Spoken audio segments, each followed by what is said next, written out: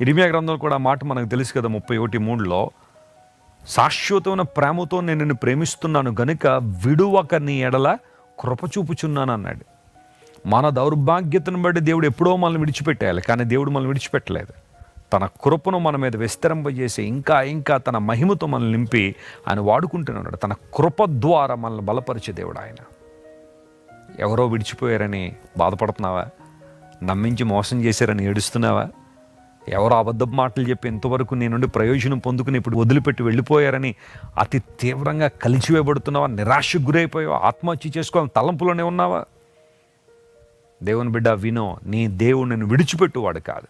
నిన్ను తన చేతితో పట్టుకున్న దేవుడు, తన చేతిలో చిక్కుకున్న దేవుడు, తన చేతి నీడలో నిన్ను దాస్తున్న దేవుడు నిన్ను ఎప్పుడు విడిచిపెట్టాడు. ఆయన ధైర్యం తెచ్చుకో, ఆయన వైపు చూడు. ఆదరణ పొందుతావు, ఓదార్పు పొందుతావు. బలమైన కార్యాలు ప్రభు నీ జీవితంలో జరిగిస్తాడు.